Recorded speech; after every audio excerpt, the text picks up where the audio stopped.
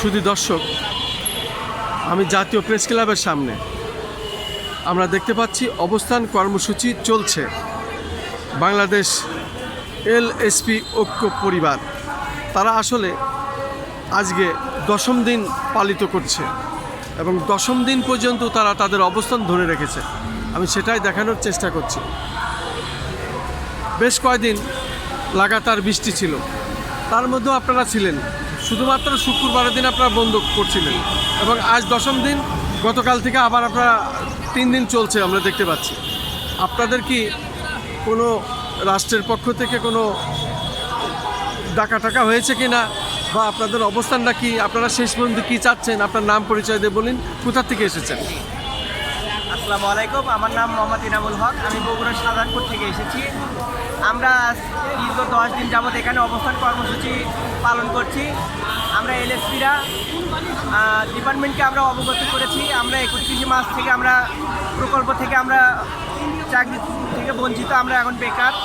আমরা তাদের বলেছি যে আমাদের একটা স্থায়ী কর্মসংস্থানের ব্যবস্থা করা হোক, কিন্তু তারা এ পর্যন্ত মৌখিক আশ্বাস দিলেও দৃশ্যমান কোনো ব্যবস্থা এখনও তারা হাতে নেয়নি। যার ফলে আমরা আজ 10ম দিন পর্যন্ত অবস্থান কর্মসূচিতে অবস্থান করছি। আমরা দীর্ঘ 7 বছর 8 মাস এই প্রকল্পের মাধ্যমে আমরা প্রাণী সম্পদের উত্তরণ ঘটিয়েছি। খামারিদের প্রাণী পুষ্টি এবং চিকিৎসা সেবায় আমরা যথেষ্ট চিকিৎসা সেবায় গতি এনেছি।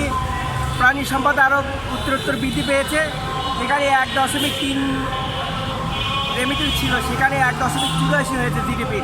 কিন্তু আমরা যে এত অবদান রাখলাম প্রাণী সম্পদের, এটা আমাদের আজকে ছুঁড়ে ফেলে দেওয়া হচ্ছে। আমরা সরকারের কাছে আবেদন জানিয়েছি আমাদের একটা স্থায়ী কর্মসংস্থানের ব্যবস্থা করা হোক। দুমুঠো ডাল ভাত খেয়ে পরে আমরা এই 4200 এলএসপি আমরা যাতে জীবন ধারণ করতে পারি এবং আমরা দেশের প্রাণী সম্পদের উন্নয়নে ভূমিকা রাখতে পারি, এজন্য আমরা ডিপার্টমেন্টকে বারবার বলে আসছি। তারা এখন পর্যন্ত দৃশ্যমান কোনো অবস্থান বা কোনো আমাদের কিছু এখনও করে নাই, শুধু মৌখিক আশ্বাস দিয়েই যাচ্ছে, কিন্তু আমাদের এখন পর্যন্ত কোনো দৃশ্যমান অগ্রগতি হয় নাই। এই জন্য আপনারা এখান থেকে উঠছেন না পর্যন্ত আমরা এখানে 10ম দিন পর্যন্ত অবস্থান করছি। ডিপার্টমেন্ট যদি আমাদের কোনো স্থায়ী ব্যবস্থা না করে, এর থেকে আমরা কঠোর থেকে কঠোর অবস্থান নিব এবং আমরা আমাদের দাবি বাস্তবে না করা পর্যন্ত আমরা প্রেস ক্লাব অবস্থান থেকে একচুয়ালি সরব না। শুধু দর্শক শুনলেন, আজকে জাতীয় প্রেস ক্লাবের সামনে তারা 10ম দিন অতিবাহিত করছে। বাংলাদেশ এলএসপি ঐক্য পরিবার তাদের কঠোর হুঁশিয়ারি, তারা তাদের দাবি মেনে না নিলে আরও দীর্ঘতম আন্দোলনে তারা যাবেন। আমি খন্দকার মাসুদুজ্জামান, জাতীয় প্রেস ক্লাবের সামনে থেকে, রাজধানী ঢাকা।